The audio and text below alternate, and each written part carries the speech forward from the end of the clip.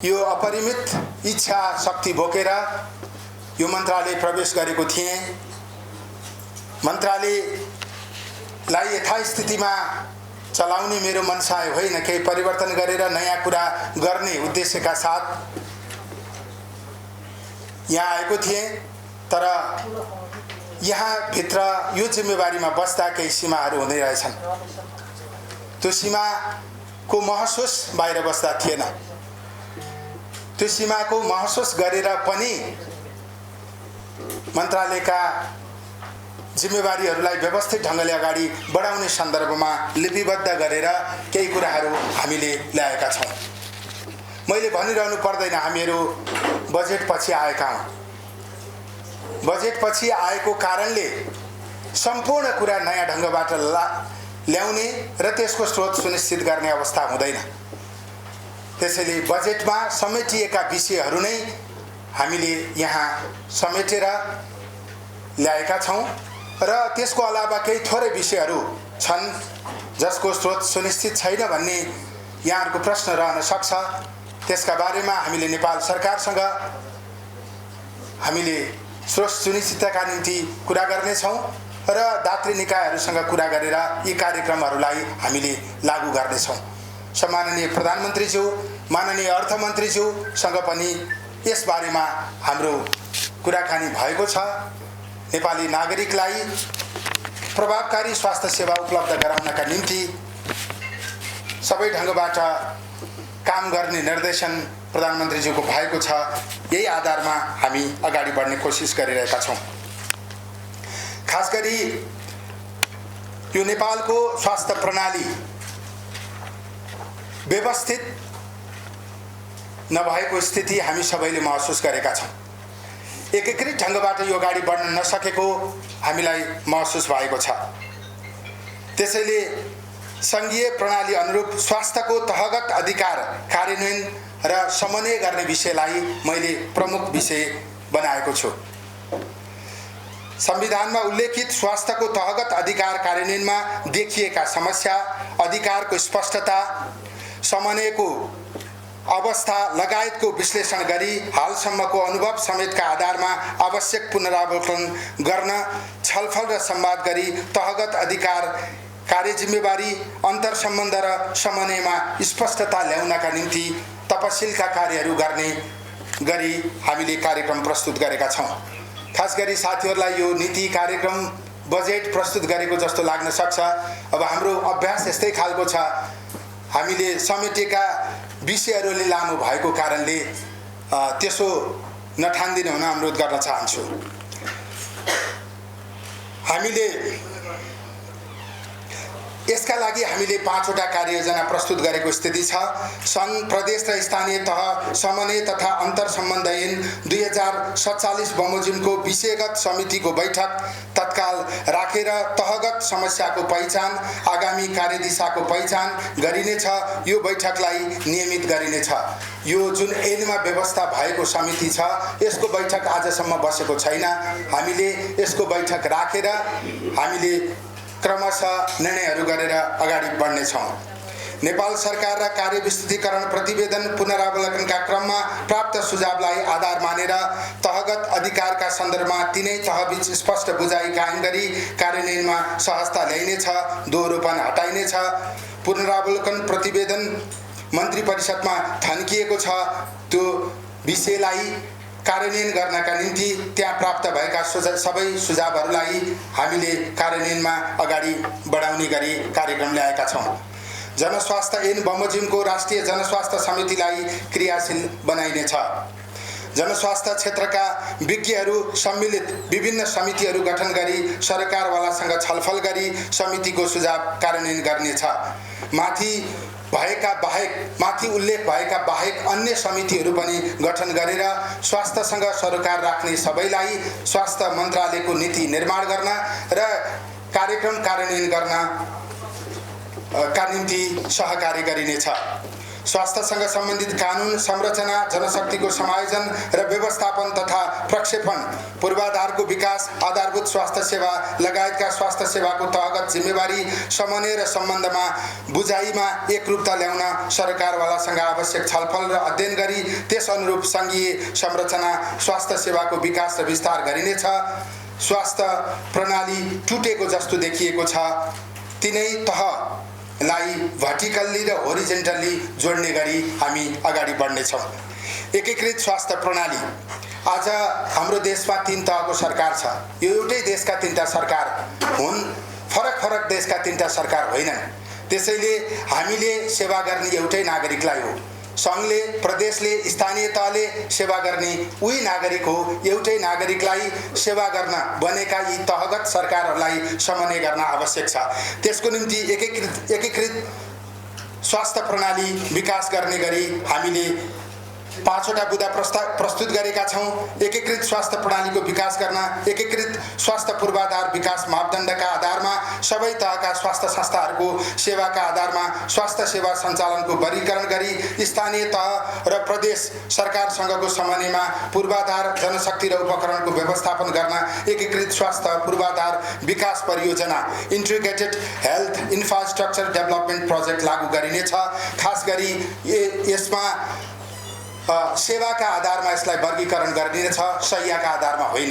त्यसैले कति बेड छ भन्ने आधारमा होइन, के सेवा उपलब्ध गराउँछ भन्ने आधारमा यसको पूर्वाधार, जनशक्ति र उपकरणको व्यवस्थापन गर्ने गरी हामी अगाडि बढ्नेछौँ। स्वास्थ्य जनशक्तिको हालको यथार्थ अवस्था विश्लेषण गरी प्रोडक्सन, डिस्ट्रिब्युसन, डेभलपमेन्ट र रिटेन्सनको अवधारणामा केन्द्रित रही आवश्यकता र कार्यदक्षता अनुरूप विद्यमान जनशक्तिको समुचित व्यवस्थापन र पुनर्वितरण शिक्षा मन्त्रालय, चिकित्सा शिक्षा आयोग र अन्य सरकारवाला निकायसँगको समन्वयमा व्यवस्थित गरिनेछ। समायोजनमा समस्या परेका स्वास्थ्य कर्मीको पद तथा कार्यक्षेत्रका आधारमा व्यवस्थापन गरिनेछ। कार्यदक्षता अनुसार पदस्थापन हुन नसकेका विशेषज्ञ चिकित्सकहरूको विशेषज्ञ सेवा अनुसारका अस्पतालमा व्यवस्थापन गरिनेछ। एमडी, एमएस गर्नुभएका विशेषज्ञहरू अहिले पठाइएको कतिपय ठाउँहरूमा काम नभएर बसिरहनु भएको छ। उहाँहरूलाई काम हुने गरी जिम्मेवारी दिने व्यवस्था गरिनेछ। 1000 भन्दा बढी कर्मचारीहरूको समायोजन हुन नसकेको, समायोजन गरेको ठाउँमा काम नपाएको भन्ने कुरा पनि मन्त्रालयमा आएको छ। यो सबै कुरालाई जिम्मेवारी सहित व्यवस्थापन गर्ने कुरा हामीले उल्लेख गरेका छौँ।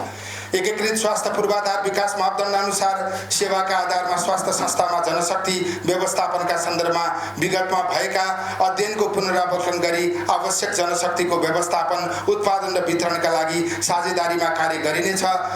विगतको अध्ययनलाई आधार बनाएर यो विषयलाई अगाडि बढाइनेछ। निजामती सेवा ऐन संसदमा विचाराधीन छ। निजामती सेवा ऐनले स्वास्थ्य सेवाका सबै विषयहरू समेट्न नसकेको कारणले चिकित्सकहरूका विषय, स्वास्थ्य कर्मीहरूका विषयहरू सहित स्वास्थ्य सेवा ऐन निर्माण गर्ने र त्यसलाई अगाडि बढाउने गरी कार्यक्रम ल्याइएको छ। लामो समय जनशक्ति थप नभएर सेवा क्षेत्र प्रभावकारी हुन सकेको स्थिति छैन। स्थायी करार पदपूर्ति हुन नसके विद्यमान अवस्थालाई अन्त्य गर्नका निम्ति जनशक्तिको नियमित पुनरावलोकन गर्ने र खाली रहेका दरबन्दीमा पदपूर्तिको व्यवस्था गर्ने गरी कार्यक्रम ल्याइनेछ। चिकित्सा शिक्षा आयोग, शिक्षा मन्त्रालय र स्वास्थ्य मन्त्रालयले समन्वय गरी अनिवार्य छात्रवृत्ति करार सेवा अवधिलाई व्यवस्थित गरिनेछ। यो सम्बन्धित पक्षसँग छलफल गरेर मात्रै अगाडि बढाइनेछ। नेपाल बाहिर विभिन्न देशमा विज्ञता र अनुभव हासिल गरिरहेका स्वास्थ्य जनशक्तिको सिप र दक्षतालाई नेपालको स्वास्थ्य सेवा प्रणालीसँग आबद्ध गर्न आवश्यक प्रबन्ध गरिनेछ। खास गरी हामी ब्रेन ड्रेन भयो, जानेका मान्छेहरू बाहिर गए भनेर एकदमै धेरै आत्तिएका छौँ। जानेका मान्छेहरूले बाहिर गएर त्यहाँको सबभन्दा ठुलो संस्थाको नेतृत्व गरिरहेका छन्, बाहिर गएर धेरै ठुलो समुदायलाई सेवा दिइरहेका छन्। उनीहरूलाई नेपालसँग पनि जोडेर उनीहरूको ज्ञान, उनीहरूको क्षमता, उनीहरूको सिपलाई कसरी व्यवस्थित गर्न सकिन्छ, नेपालप्रतिको उनीहरूको प्रेमलाई कसरी नेपाली जनताको सेवामा प्रयोग गर्न सकिन्छ, त्यस निम्ति स्पष्ट कार्ययोजना बनाएर अगाडि बढ्नेछौँ। सबै प्रकारका स्वास्थ्य संस्थामा सेवाका आधारमा न्यूनतम सेवा मापदण्ड निर्धारण र पुनरावलोकन, वर्षभरि निरन्तर उपलब्ध सेवाहरू 24 घण्टा इमर्जेन्सी, ओपीडी, अन्तरङ्ग रेडियो,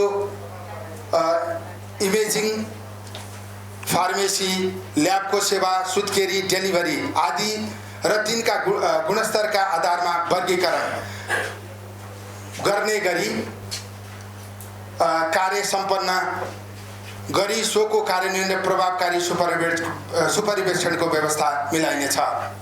चिकित्सक तथा स्वास्थ्यकर्मीलाई कार्यदक्षताको आधारमा प्रोत्साहन भत्ता उपलब्ध गराइनेछ। अन्य सुविधाको पुनरावलोकन गरी सोको कार्यान्वयनका लागि आवश्यक नीतिगत र कानुनी व्यवस्था गरिनेछ। अहिले हामीले 2 शिफ्ट गर्ने भनेर भनेका छौँ, त्योभन्दा अरू बढी समय सेवा प्रदान गर्ने स्थिति निर्माण गरेर थप इन्सेन्टिभ उपलब्ध गराई कार्यदक्षताको आधारमा पुरस्कृत गर्ने, जिम्मेवारी दिने व्यवस्था मिलाएर अगाडि बढ्नेछौँ।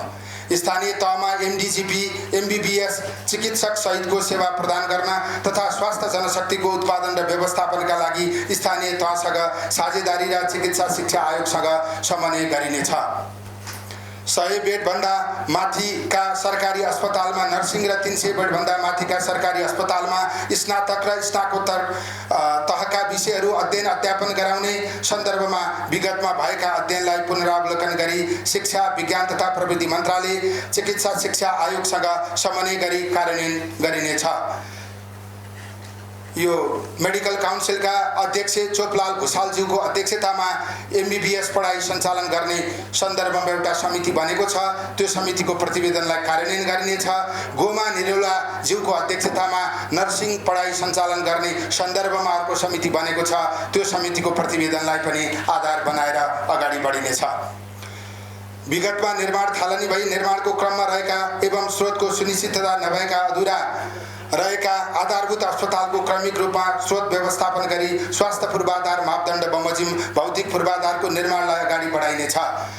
निर्माण सुरु भएका कतिपय भवनहरू एक तलेमा सीमित छन्, कतिपय भवनहरू झ्यालै नभएको स्थितिमा छन्, कतिपय भवनहरू प्लास्टर नभएको स्थितिमा छन्, कतिपय जग्गा नमिलेर निर्माण सुरु हुन बाँकी छ, कतिपय ठाउँको विवादका कारणले समस्या परेको छ। यो सबै विषयहरूलाई समाधान गर्ने गरी हामी अगाडि बढ्नेछौँ।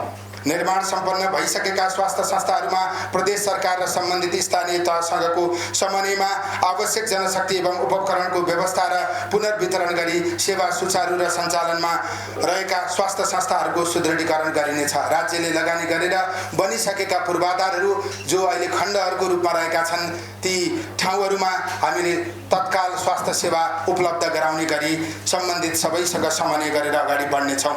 सङ्घीय अस्पतालको सेवा विस्तार एवं अस्पतालहरूमा शल्य क्रिया क्षमता विस्तार गरी शल्य चिकित्सा सेवामा हुने लामो क्यू घटाउनको लागि सङ्घीय अस्पतालको अपरेसन थिएटरमा पूर्वाधार थप गरिनेछ। सँगसँगै यसमा हामीले ओटीमा पनि थप शिफ्ट चलाउन सक्छौँ कि त्यसको निम्ति गृह कार्य गरिरहेका छौँ। यो ओटीमा संलग्न चिकित्सक र स्वास्थ्य कर्मीहरूलाई थप इन्सेन्टिभ दिएर हामीले यो अपरेसनको समय घटाउनका निम्ति प्रयत्न गरिरहेको म जानकारी गराउन चाहन्छु। स्वास्थ्य बीमा र सामाजिक सुरक्षा कार्यक्रम, यो हामीले अवलम्बन गरेको बीमा कार्यक्रम सामाजिक सुरक्षामा आधारित छ। स्वास्थ्य बीमा ऐनले सबै नेपालीलाई बीमामा आबद्ध गराउने व्यवस्था गरेको भए पनि कार्यान्वयन हुन नसकेको अवस्था छ। यो अहिलेसम्म जम्मा 28% नेपाली नागरिक मात्रै बीमामा आबद्ध भएको स्थिति छ। त्यो 28%मा पनि दिन प्रतिदिन नवीकरण घट्दै गएको अवस्था छ। यो अहिलेको बीमा प्रणालीमा आम नागरिकको विश्वास घटिरहेको स्थिति छ। स्वास्थ्य बीमा तथा सामाजिक स्वास्थ्य सुरक्षाका कार्यक्रमलाई एकीकृत गर्दै सामाजिक सुरक्षाको एकद्वार नीति अवलम्बन गरी स्वास्थ्य बीमा ऐनले व्यवस्था गरे अनुसार स्वास्थ्य बीमामा आवश्यक सुधार र प्रक्रियालाई सहज बनाउँदै स्वास्थ्य बीमालाई सबै नागरिकको पहुँचमा पुर्याउने गरी हामीले निम्न कार्यक्रमहरू प्रस्ताव गरेका छौँ। यो असाध्यै धेरै झन्झटिलो बनेको छ। खास गरी बिमा गरेका नागरिकहरूलाई अस्पतालले नै दोस्रो दर्जाको नागरिक जस्तो गरी व्यवहार गरेको स्थिति छ।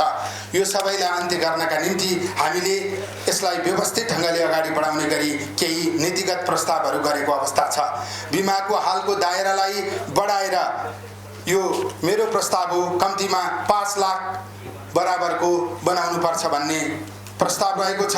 सेवालाई गुणस्तरीय र सेवा प्रवाह प्रक्रिया सहज बनाउन, आबद्धतालाई द्रुत गतिमा बढाउन, स्वास्थ्य बिमा ऐन बमोजिम औपचारिक र अनौपचारिक क्षेत्रलाई समेत अनिवार्य स्वास्थ्य बिमामा समेट्न, आम्दानीको आधारमा प्रिमियम र सहभुक्तानीको प्रणालीलाई व्यवस्थित र वैज्ञानिक बनाउन, स्वास्थ्य बिमाको नीतिगत र कानुनी व्यवस्थापनमा आवश्यक पुनरावलोकन गरिनेछ। नेपाल सरकारले भिन्न कार्यक्रम मार्फत निशुल्क वा सहुलियत रूपमा स्वास्थ्य सेवा दिइरहेकोमा सबै सेवा र सामाजिक स्वास्थ्य सुरक्षाका कार्यक्रमलाई बिमाको छाताभित्र राख्न आवश्यक प्रबन्ध गरिनेछ। योगदानमा आधारित सामाजिक सुरक्षाका कार्यक्रम र अन्य सामाजिक सुरक्षा एवं बिमाका अन्य कार्यक्रमलाई स्वास्थ्य बिमासँग जोड्न आवश्यक पहल गरिनेछ। जस्तै विपन्न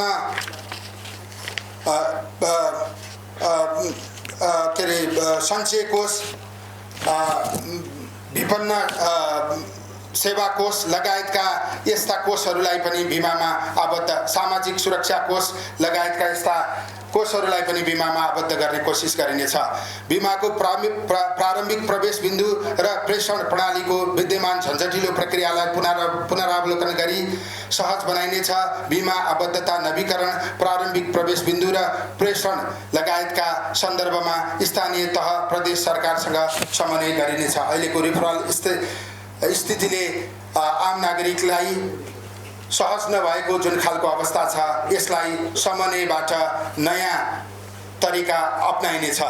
सरकारी तथा गैर सरकारी सङ्गठित संस्थाहरूमा कार्यरत सम्पूर्ण कर्मचारीको हकमा सम्बन्धित संस्थाको र अन्य नागरिकको हकमा तत्काल बसोबास गरिरहेको वडाको सिफारिसको आधारमा स्वास्थ्य बिमा कार्यक्रममा आबद्ध नागरिकहरूलाई तत्काल बसोबास गरिरहेको अस्थायी ठेगानामै स्वास्थ्य बिमाको सेवा उपलब्ध गराउने व्यवस्था गरिनेछ। बिमा व्यवस्थापन सूचना प्रणाली IMIS परिमार्जन गरी रियल टाइम दाबी प्रविष्टिका लागि सबै सेवा प्रदायकहरूको EMR प्रणाली लागू गरिनेछ। स्वास्थ्य बिमा कार्यक्रममा आबद्ध सरकारी एवं गैर सरकारी स्वास्थ्य संस्थाहरूमा बिमा तथा गैर बिमामा बिरामीको हकमा लाग्ने उपचार तथा निदान शुल्कमा एकरूपता ल्याइनेछ। हालसम्मको बिमा विपन्न उपचार सेवा लगायतको भुक्तानीका लागि आवश्यक पर्ने स्रोत सुनिश्चित गरिनेछ। बिमा प्रिमियम बापत सङ्कलित रकम र सरकारबाट प्राप्त अनुदान अपर्याप्त भएको र दीर्घकालीन रूपमा थप स्रोत आवश्यक पर्ने भएकोले निम्नलिखित नीतिगत व्यवस्था मार्फत स्रोतको दायरा बढाउन दिए आएका उपायहरूका लागि पहल कदमी लिनेछ। यहाँ प्रिमियम कसरी जम्मा हुन्छ भन्ने प्रश्न उठ्न सक्छ। यो आर्थिक स्रोत सुनिश्चित नभइकन बिमाको दायरा कसरी फराकिलो हुन सक्छ। अहिले नै सरकारले यति धेरै झन्डै 9 अरब रुपियाँ सरकारले भुक्तानी गर्न छ, यो कसरी सम्भव हुन सक्छ भन्ने कुरा आउन सक्छ। हामीले समाधानका उपाय पनि सुझाएका छौँ।